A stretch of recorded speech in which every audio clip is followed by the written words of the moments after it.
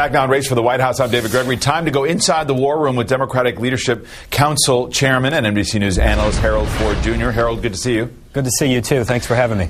Let's hear from former President Bill Clinton weighing in with some analysis on the race, particularly about Governor Sarah Palin. She's an instinctively effective candidate and with a compelling story. I get why she's done so well. She's a mistake to underestimate her. She's got her intuitive skills.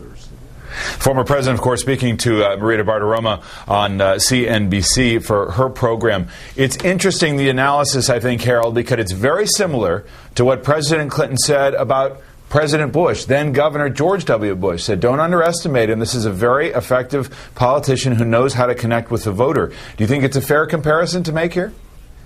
I do. He's been elected twice as president and has a great understanding and grasp of what voters are looking for and what connects with voters. I think Sarah Palin benefited from a couple of things. One, there was instantly an underestimating of her on the part of the Obama campaign, and even many in the press handicapped her as being lacking the abilities, the qualifications, and frankly, the capacity to go up against Joe Biden.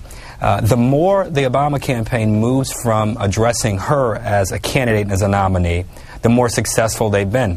When they take their race back to John McCain, reminding people what's at stake economically and our foreign policy, our standing in the world, the better off we do. My advice, as it was on that first day when she was selected, you don't want to take on a mom of 5 who's been elected governor. She knows a little something about people, and she knows a lot about politics. But this race will boil down to John McCain and Barack Obama, and that's what Senator Obama's done very well over the last week.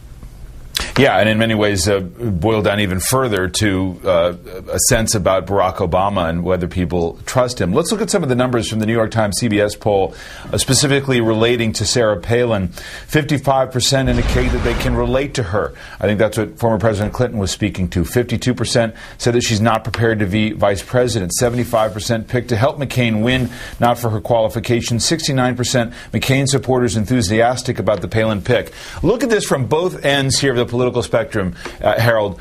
What is it that you fear will settle in about Sarah Palin in the voter's mind, and what is it that you hope will actually settle in by the end of this process?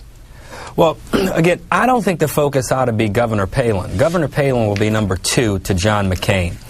John McCain has stated throughout the campaign that much of his economic philosophy would mirror that of the last 7 or 8 years. He's indicated he would extend many of the tax cuts. He's indicated that the approach in Iraq he fully agrees with. At the end of the day, that's what's at stake in the campaign. Now, if Governor Palin were at the top of the ticket, I think you would raise some of these questions in a different way about her. She'll have one debate with Joe Biden, and the country will have an opportunity on full display to see there and to hear their thoughts about Iran, North Korea, Pakistan. They'll have an opportunity to hear their thoughts about Afghanistan, about the economy, about housing and education, and the country will make a determination.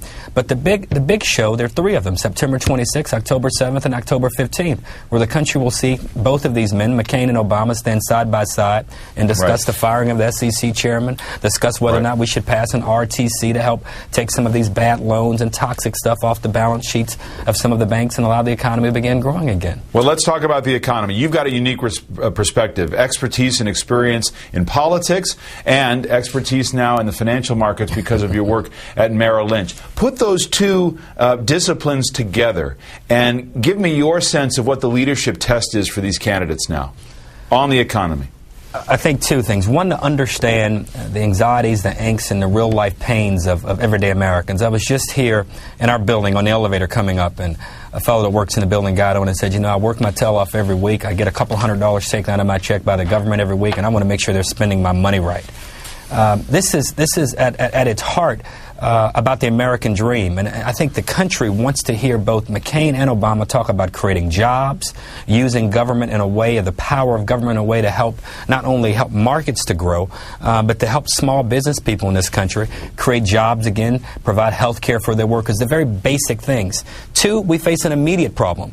And there's no doubt what Secretary Paulson has attempted to do over the last week or 2 has been laudable in some ways. I think his work with Barney Frank and Democrats on the Hill is really the model that we're looking for in our Treasury Secretary, and I hope the next Treasury Secretary will follow that model. Chuck Schumer and Paulson have come out today with an exciting proposal, interesting proposal that will allow banks to begin lending again, because you'll take some of the really, really bad stuff that there's a lot of blame to go around here, and we can have a whole show on who's to blame here. But the reality is we've got to figure out how we get banks lending again, how we get people taking risk again, and how we settle this notion in the housing market, settle the instability in the housing market. And I think Paulson and Schumer's plan can do that. Another reality here is that the taxpayer is on the hook for a really big bill, and nobody knows exactly how big that bill is just yet. What we do know is that there is a projected budget deficit to the tune of about $480 billion. Entitlement spending is still a huge problem. Social Security, Medicare, a deficit, and a financial crisis that doesn't yet have a bottom, and that's a problem that people even inside of this don't really know where that bottom is. What reality economically is the next president going to walk into, particularly with the size of the taxpayer's bill here? What challenge do they face coming in? It will be tall, the challenge. You add to what you've just shared, the spending on the wars in Iraq and Afghanistan, which have generally been off balance sheet. In other words, we've not calculated that into the overall debt the country's facing. The next president's going to have a challenging time, but we can't ignore the moment we find ourselves in now. The thing that makes capitalism and this system work is liquidity, is money. And when people aren't lending and people can't take risk and people can't hire people can't spend, the consumer doesn't have confidence, that hurts our overall economy and frankly impairs our ability to compete around the globe. So you have an immediate set of challenges, then you have a longer set. I have some different views in both of the candidates on entitlement reform. Right. I think you have to look at some sort of age, raising the age requirement, or I should say raising the age eligibility, and even means testing in a bit. Otherwise, I'm 38 years old. You're going to handicap an entire generation of Americans who simply won't be able to afford to pay the enormous bill that is coming our way.